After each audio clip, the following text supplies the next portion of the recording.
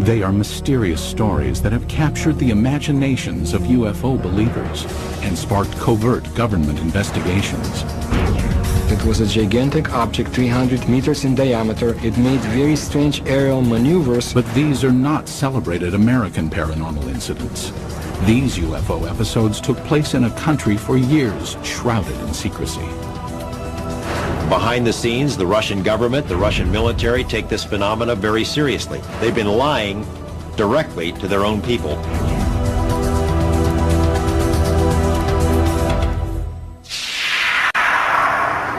May 2002.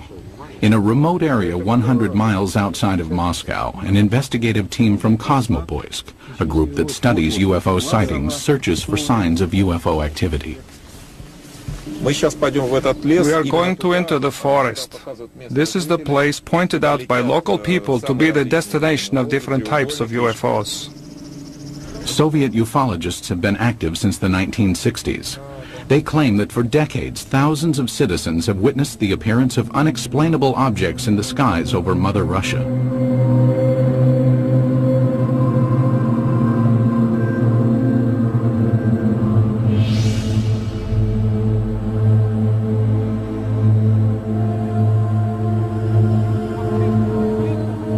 Today, ufologists in Russia work in the open and report their findings freely.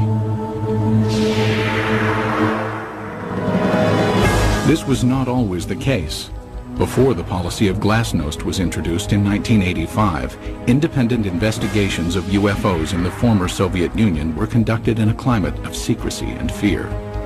At times, official government policy denied the existence of UFOs and any UFO activity, and prohibited anyone from reporting otherwise. The UFO research in the former Soviet Union was a very complicated matter because one had to deal with overall state secrecy. Meanwhile, the Soviet government was involved in covert UFO investigations of its own. We know that the Russian government studied this secretly for a period of 40 years. We know that they took it very seriously. We also know that there have been various attempts, including more recent ones, to put a spin on this to say, there's nothing to it. That's a bunch of baloney.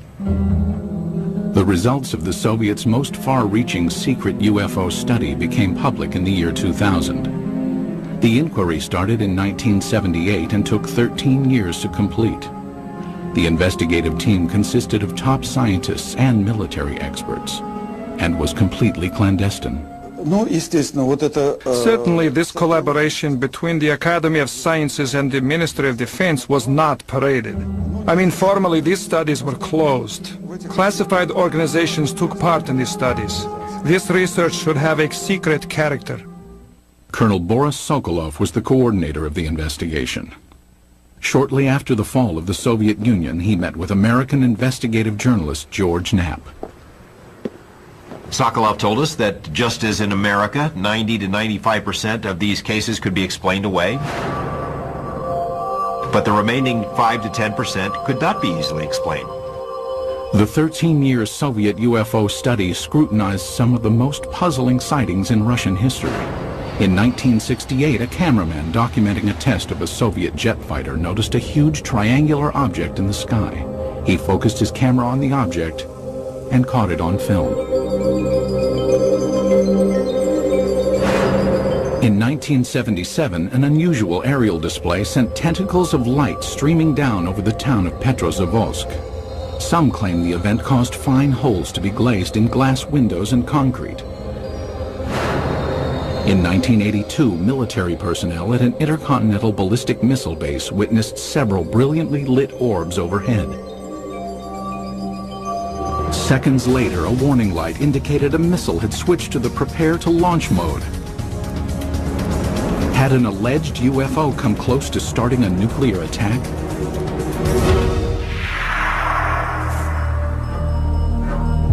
UFO sightings over Russia are not limited to the recent past. Reports of peculiar-looking airborne objects date back centuries. However, no formal investigations were undertaken until the early 20th century, when an event of epic proportions demanded analysis. Tunguska, July 30th, 1908. In a remote area of Siberia, the morning calm was rocked by an explosion. The powerful blast was heard 1,000 miles away.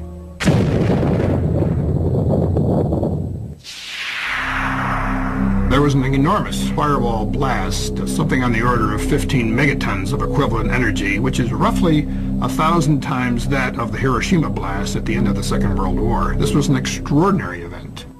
Because of the remoteness of the Tunguska region, it was almost 20 years before any government researchers visited the site. The first expedition to reach Tunguska was headed by Russian mineralogist Leonid Kulik. When the initial expedition got to the Tunguska area in 1927, the natives were reluctant to show the scientists into the region because they thought the god Agdi had devastated the area because of the wickedness that was going on, and he had destroyed the trees, killed the animals. Kulik eventually convinced locals to direct him to the blast location. Believing a meteorite had caused the massive explosion, Kulik assumed he would find a crater at the point of the meteorite's impact. To his surprise, there was none. He looked for meteorite samples on the ground because often when an object hits the Earth, it throws up debris, and the debris is recoverable around the edges of the crater.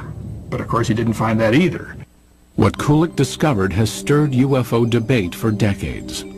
At the blast's epicenter was a frozen swamp with an untouched clump of fully grown trees in the middle. Circled around the grove, 10 million dead trees lay in a symmetrical ring, seemingly mowed down by a cosmic scythe. So here we have an enormous blast site with no crater, no fragments or meteorites around the rim of the crater, and this radial pattern of burnt trees knocked down for some 20 miles in all directions. In the years that followed, others traveled to Tunguska to study the unusual occurrence.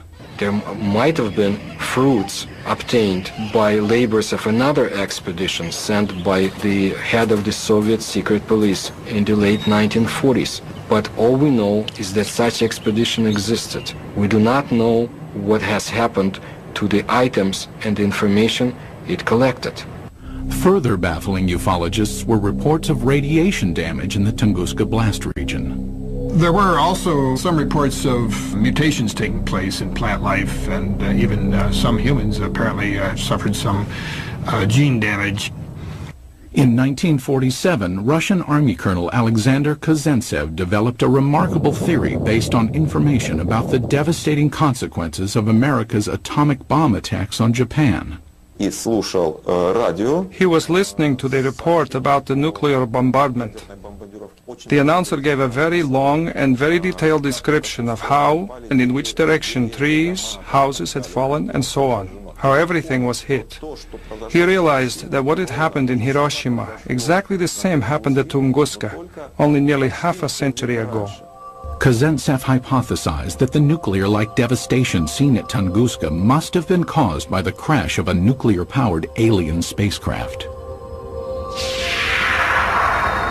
But the scientific community rebuffs the UFO theory.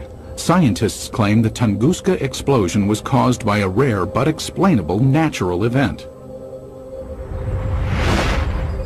They believe an asteroid dropped to just 3 miles above the Earth's surface and then exploded. As the object came in, it was being decelerated and squeezed by atmospheric forces. It blew up with the force of a hydrogen bomb. The shock wave smashed down the forest, knocking trees away from the blast and resulting in a pattern away from ground zero. But how would an asteroid explosion explain the reports of radiation damage in the Tunguska area? Scientists say it can be attributed to the sheer magnitude of the explosion. As we mentioned before, the blast itself was 1,000 times greater than the Hiroshima blast at the end of World War II. The blast would have generated a series of very high-speed charged particles and would have been the cause of some of the mutations in the gene structures of plants and animals. But to this day, scientific explanations do not satisfy many ufologists. I have been several times to the place where the Tunguska body fell. I intentionally call it body, not meteorite. I mean, the catastrophe of an asteroid, of a comet, or of any other natural body cannot lead to such consequences. A number of expeditions found things that they couldn't explain.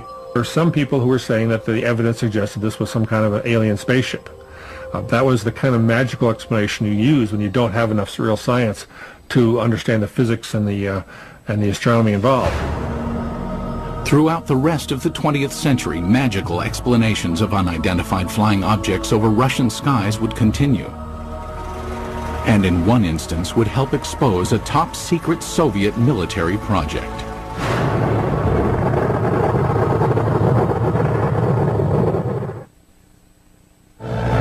It was 1948. World War II was over, but the Cold War was just beginning. Soviet leader Joseph Stalin had initiated the Berlin blockade and directed his scientists to develop a nuclear weapon to rival that of the United States.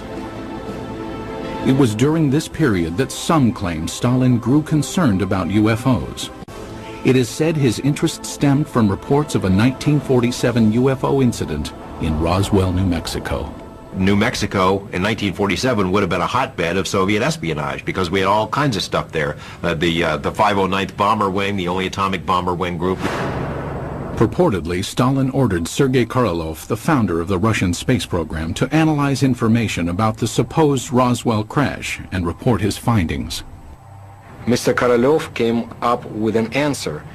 Yes, UFOs exist. No, they present no immediate threat. And after evaluating the information, all that the Russians had acquired on Roswell and on UFOs, Korolev concluded UFOs are real. They appear to be intelligently controlled. That's what he told Stalin, and Stalin in turn said, that's what my other people have concluded as well.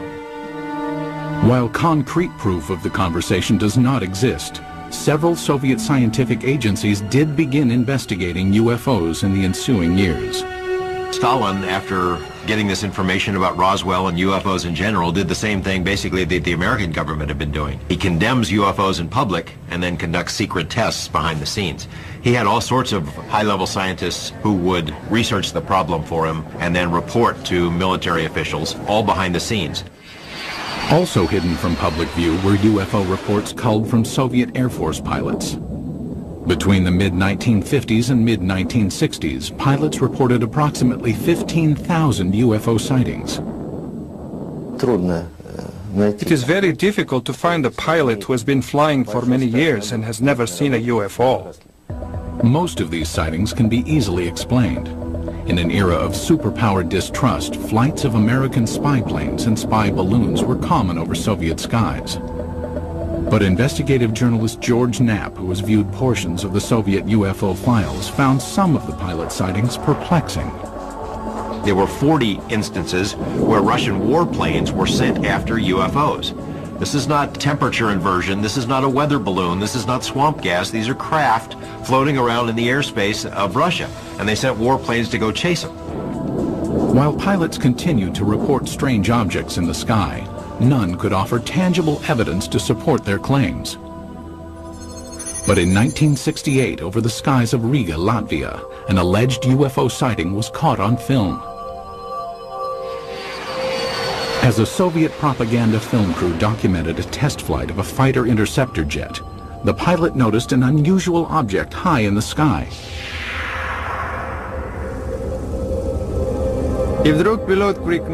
And suddenly the pilot shouted, "Look, film it!" We looked and saw a triangle at a tremendous height.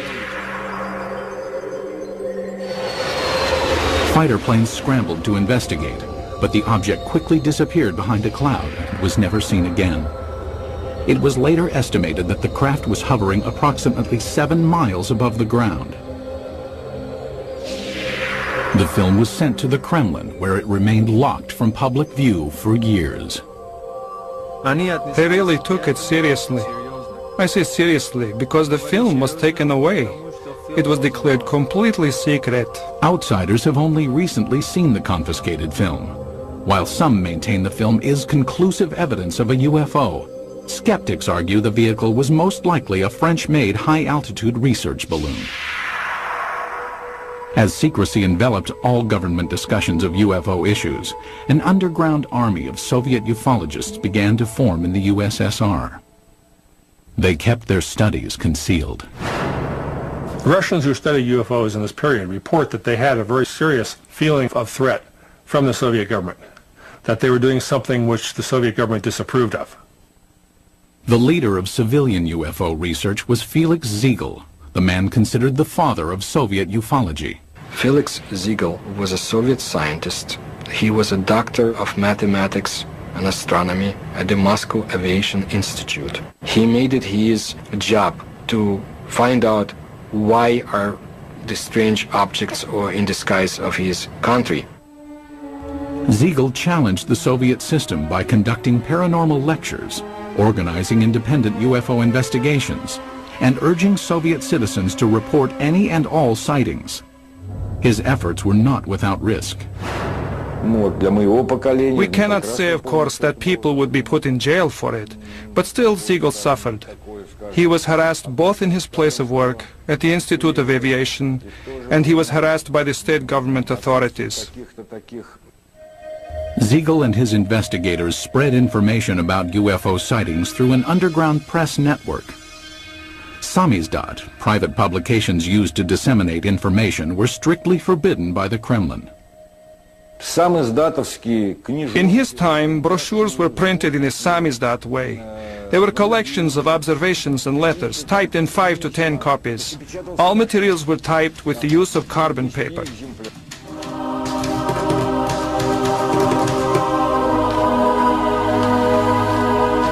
Samizdat papers were distributed by trustworthy messengers who secretly carried the copies from one person to the next. UFO information circulated in this covert manner until 1967, when suddenly it seemed as if ufologists were given a reprieve from government censure. Today it appears this respite was a smokescreen, part of an intricate government deception. The complex ruse began in 1967 when citizens reported multiple sightings of crescent-shaped UFOs over the skies of the Ukraine and the lower Volga Valley. It was also seen as far south as the Caucasus Mountains, where many astronomers in observatories in the Caucasus Mountains would see these objects flying horizontally from west to east, crescent-shaped, heading toward the east. For reasons unknown at the time, the government allowed press coverage and independent study of the sightings. Felix Ziegel was granted permission to form a government-sanctioned investigative committee made up of over 200 scientific and military experts. In October 1967, they convened at the Central House of Aviation and Cosmonautics in Moscow. Their goal? Determine the cause of the mass sightings. On television and in newspapers, Ziegel's committee appealed to Soviet citizens to report information on UFOs. For the first time in Soviet history, UFOs seemed to be an open topic. It was like a breath of fresh air. Freedom of discussion about a forbidden subject was permitted to the Soviet citizens, and this was something unheard of. And alas, it did not last long. Within a few months of Ziegel's televised appeal, the steel jaws of Soviet censorship clamped down. Reporting of UFOs was once again off limits. The subject was dropped from the controlled media, and Ziegel's committee was ordered to disband. The committee was to encourage people to report. As soon as the reports began to gather, somebody in Moscow quashed the activity, canceled the committee, canceled publication of further works, and put a lid on it. Cries of a Kremlin whitewash were immediately sounded. Why the cover-up takes place, I don't know. Is there a cover-up? There's no question about it. But what they were covering up is the question. UFO buffs believe they were covering up alien visitations. I think the evidence is clear they were covering up descriptions of their own secret military aircraft and missile activities and satellite activities. Scientist and NASA consultant James Oberg came to this conclusion in 1977 after studying Soviet space vehicle launch patterns and comparing them to the dates of the 1967 sightings. He deduced that the crescent-shaped objects witnessed in the sky were not alien in nature, but could be attributed to secret tests of a new Soviet missile warhead.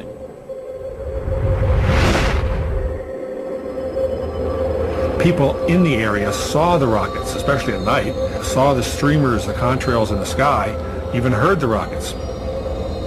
They were told by the government that there was nothing there, that it was not anything ours. It became a UFO phenomena.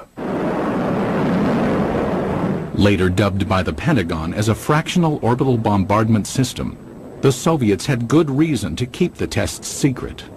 It was designed to sneak under our radar as a first strike weapon. It was one of these scary things that you only build it if you mean to make a sneak attack.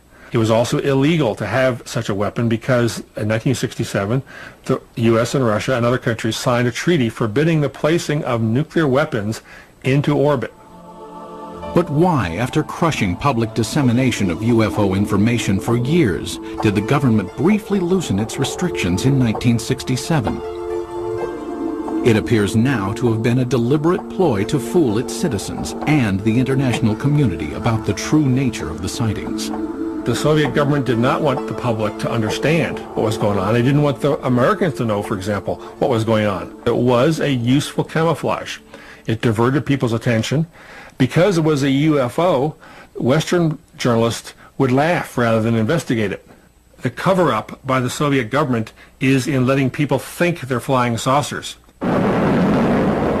The strategy backfired when the extensive UFO data collected by Felix Ziegel's committee was published in magazines.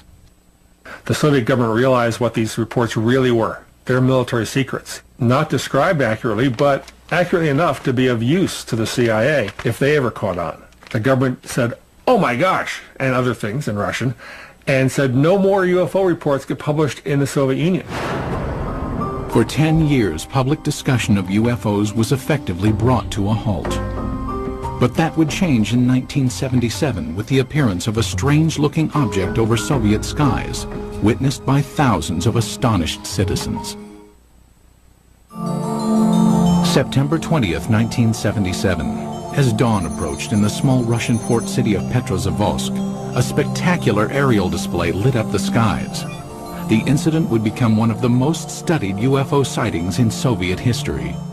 The phenomenon of Petrozavodsk is one of the greatest abnormal phenomena on the territory of our country. At approximately 4 o'clock in the morning, civilians and military personnel reported seeing huge star-like apparitions shooting in the sky. As it flew up in the sky, appeared to come over the city and then head off toward the horizon. People who were out in the streets of the town saw this blazing jellyfish streaming tentacles down from the saucer-shaped bright core. The impressive display lasted approximately 10 minutes. Witnesses claimed that a host of strange occurrences on the ground accompanied the sighting. They reported all sorts of phenomena. They smelled ozone, computers were crashing, drivers lost control of their vehicles and went into ditches. Perhaps the phenomenon most difficult to explain was the appearance of finely glazed holes in glass windows and rocks around the city. There is no explanation for this fact, but the connection is direct by the time parameters. There had been no holes before the event, and then they appeared. Witnessed by thousands, the aerial display above Petrozavodsk was impossible to refute. While the sighting remained a mystery to Soviet citizens, NASA consultant James Oberg quickly discovered its origins. Because of my connection with the space program and my knowledge of satellites and rockets, I was able to find out within a matter of hours. There was a rocket launching that morning from a secret space center north of Moscow at precisely the time people were seeing this UFO. The jellyfish-like display was triggered by the launch of the Cosmos 955 spy satellite. As the rocket engine contrails were backlit by the rising morning sun, it produced the tentacle effect observed by witnesses. So this what they call basically the smoking gun of Soviet ufology. They call it a Medusa, or jellyfish UFO, because it was streamers of light coming down from the streamers in the rocket engines of the rocket, as it turned out. As with previous mass sightings, the government had ample reason to keep the truth hidden from Soviet citizens. The satellite was launched from a secret military space center called Plesetsk, one of several undisclosed missile bases scattered throughout the Soviet Union. Most ufologists accept the satellite launch as the cause of the aerial display, but many argue it does not fully clarify the mystery. How shall we explain the appearance of some beams that burnt the glass?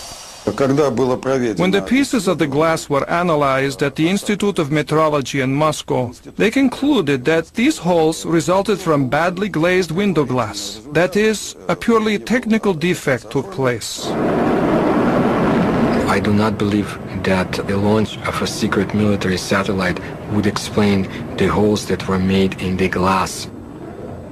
My personal opinion, no, this was not man-made technology that's responsible for such effects. There were some reports of holes being drilled into glass window panes and in paving stones. I saw those reports. I can't explain it. And all these sorts of additional phenomena, these additional reports, are typical of what happens when people see a very sudden, shocking sight in the sky and look around them for corroborative evidence. Most of the time, it's irrelevant, independent, and sometimes even imaginary. While the mysterious holes might never be fully explained, the Petrozavodsk incident had much deeper consequences inside the walls of the Kremlin. The upshot of this incident was the decision of the Soviet government to create a secret program to study UFOs. In the weeks following the Petrozavodsk sighting, the Soviet Academy of Sciences received inquiries from several European nations concerned about the nature of the event. In response, the Academy of Sciences requested permission from the Kremlin to initiate a top-secret investigation of anomalous occurrences. Although aware the majority of these events were not paranormal in nature, the scientists admitted in their request that they could not provide a scientific basis for all UFO sightings. The Academy of Sciences can neither ignore or explain the paranormal phenomena similar to that observed in September 1977 in Petrozavodsk. The program was organized to show that we did not know the answers to these questions and would be studying it on the scientific level. That was the way the official scientific program for studying abnormal phenomena and extraterrestrial flying objects started its work in the Soviet Union. In 1978, the investigation that later became known as Institute 22 was formally started. The study lasted 13 years and was completely concealed from public view. But why did the Soviet government spend time and money to investigate a phenomenon it already knew the origins of? There's really no surprise that the Soviet military, even if they understood the nature of most of these reports, would still investigate them. The Soviets traditionally spied on themselves as severely as they spied on the West. If they already knew that these are missile tests, why do they have to have a nationwide study behind the scenes? I mean, it's not like the results of the study were ever going to be published anywhere. It was a secret. So it makes no sense. While the rationale for the beginnings of the study is still debated, there is no doubt the scope of the investigation was far-reaching. The Institute 22 inquiry was conducted jointly between the Soviet Academy of Sciences and the Ministry of Defense. It was very useful for the Academy of Sciences to collaborate and to carry out studies together with the Ministry of Defense, because naturally it was much easier for the Ministry of Defense to get the information we had no access to. The armed forces were ordered to study what, if any, influence possible UFOs might have on the proper functioning of technical military equipment. In addition, hundreds of thousands of sailors, soldiers, and pilots were recruited to watch for and report on UFOs. No one was told why the reports were being taken. The Ministry of Defense has an enormous observance potential. First, military units are located all over the country. Second, unlike civil organizations, an order from the Minister of Defense is sufficient for making a potential viewer of each military man, and this was done. Every single unit in the vast Soviet military empire had to comply with this study. That is, any UFO, any anomalous object, any ball of light, any strange thing in the sky whatsoever had to be fully investigated. Scientists were directed to investigate the physical nature of alleged paranormal phenomenon. The data collected by the military and scientists was analyzed in a lab located in a nondescript building in a suburb of Moscow. The personnel of the laboratory were not numerous, not more than 10 people, and this number was never exceeded. But the specialists from almost all the scientific areas worked there, from a physician to specialists in radioelectronics, meteorology, and astrogeophysics. Practically all the specialists were represented there. It was done in order to study all possible aspects of UFOs.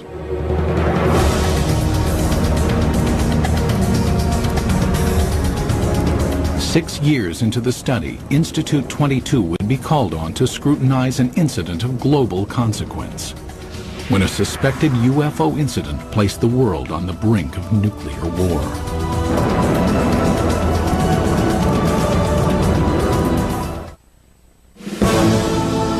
The early 1980s were a time of tense relations between the Soviet Union and the West. The era of détente had ended, and the Russian landscape was studded with intercontinental ballistic missile silos. Each contained nuclear weapons aimed westward. It was at one of these silos that a reported UFO incident caused a nuclear scare. Today, this ICBM silo in the Ukraine is deserted, dismantled in compliance with a nuclear arms reduction treaty between the U.S. and USSR. But at this silo in 1982, something went terribly wrong.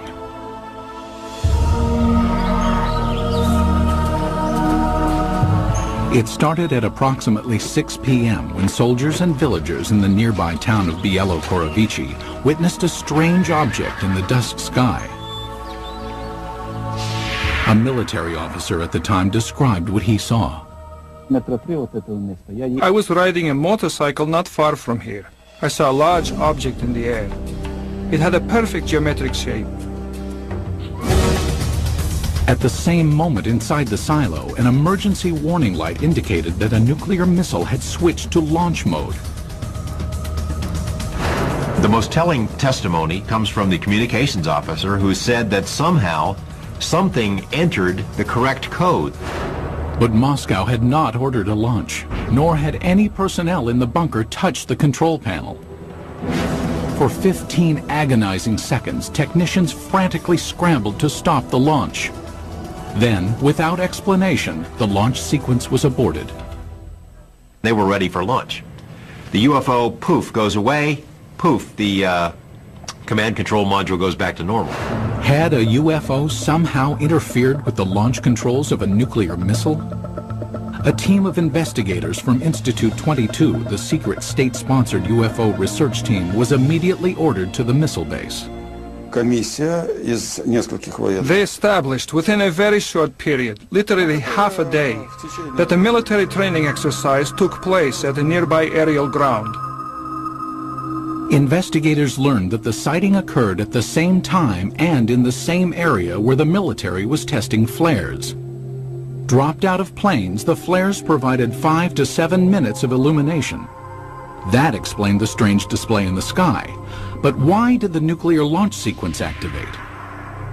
The fact that the emergency situation coincided with the effects which took place is certainly a remarkable coincidence, but it is still a coincidence.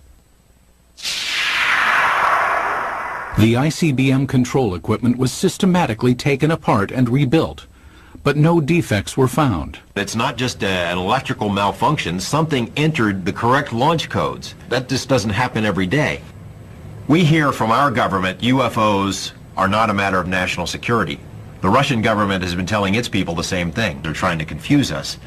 This incident is clear evidence, if ever there was, that UFOs do carry national security implications. After examining the ICBM episode, the investigative team of Institute 22 continued to scrutinize various sightings around the country. Some who reported UFOs had a much closer view than those on Earth. Cosmonauts.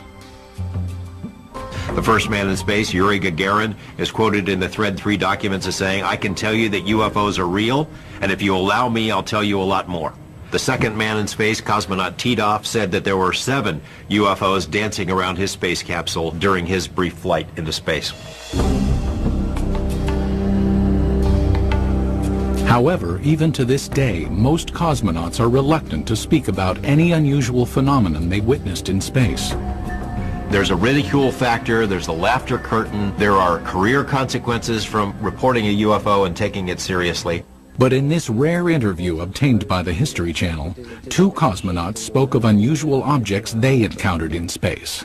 Many cosmonauts have seen phenomena which are far beyond the experiences of Earthmen. For 10 years, I never spoke of such things. Former Commander Vladimir Kovalyonik of the Salyut 6 space station revealed that on May 5, 1981, he observed an unrecognizable illuminated entity outside the porthole of his craft. The object had an elliptical shape and flew with us. It only flew straight, but then a kind of explosion happened. It produced a golden light, very beautiful to watch. A second explosion followed, and 2 spheres appeared.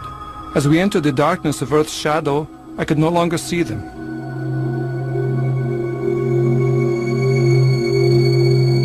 On a Mir mission in 1991, cosmonaut Musa Manarov managed to videotape an anomalous object during a routine docking procedure.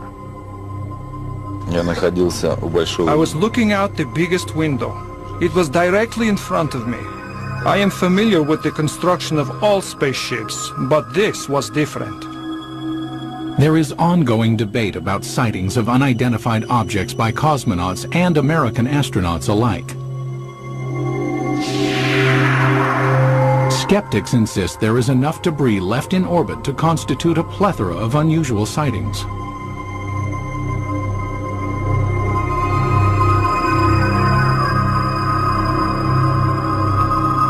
As cosmonauts traveled amidst the stars, the 1990s saw major changes take place on Soviet soil. When the walls of communism crumbled, American UFO investigator George Knapp ventured to Russia, hoping to discover just what secrets the Soviets had been hiding about alien encounters. What he found was startling. Beginning in the mid-1980s, the leaders of the United States and the Soviet Union conducted several summits aimed at reducing both nuclear arms and tensions between the 2 superpowers.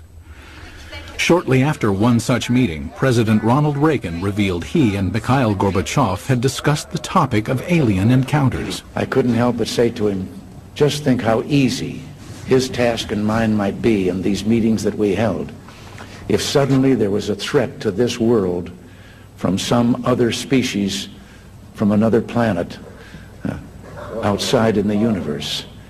We'd forget all the little local differences that we have between our countries. Reagan made 5 different public statements, including one to the United Nations, that, well, boy, wouldn't it be something if UFOs were suddenly a threat to us and we'd all get together?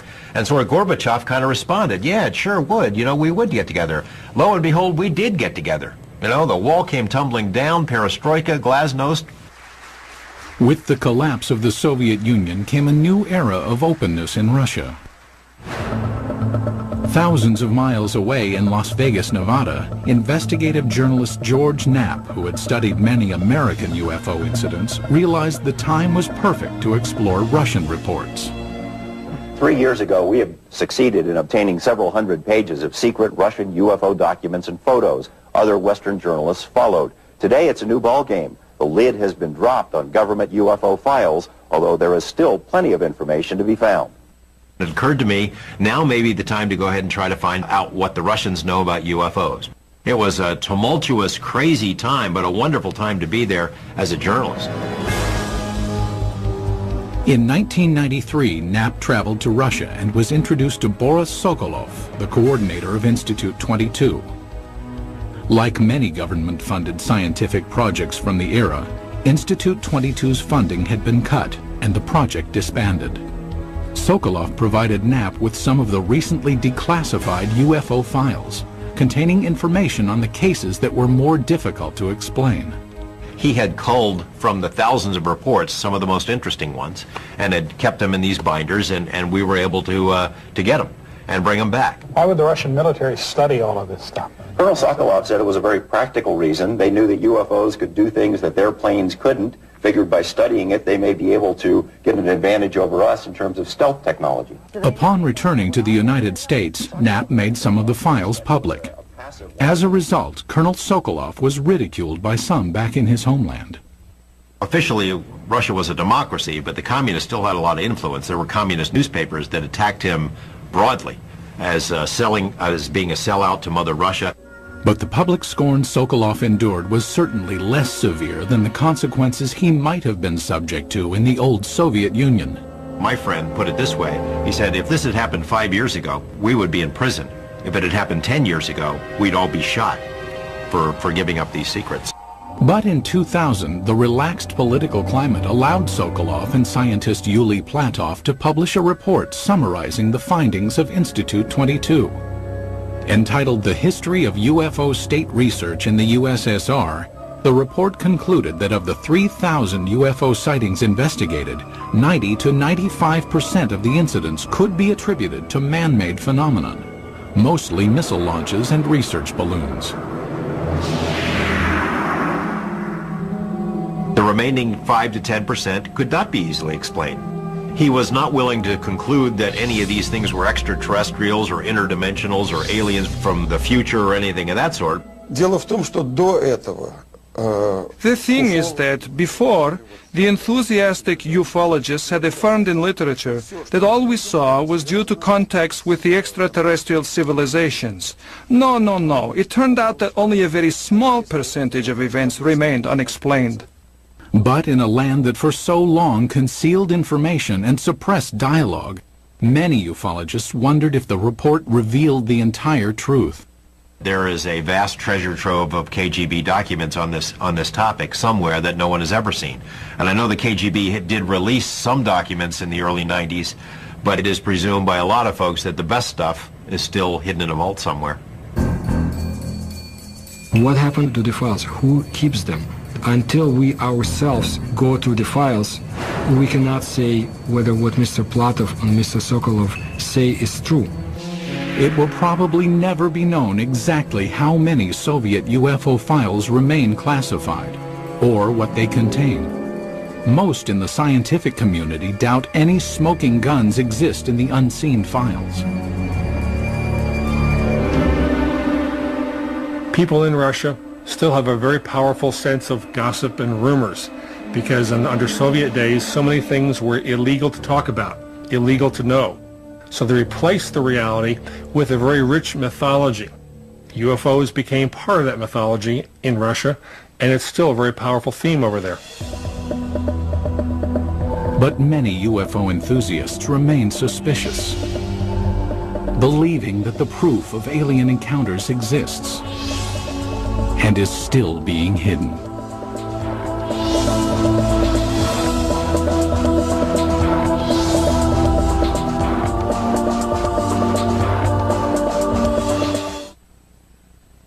Looks like your everyday move for this team of mega movers. That is, until a massive hurricane threatens to foil the whole plan. Can this sacred structure withstand the forces of nature? It's not going to be a cakewalk. It's a race against time on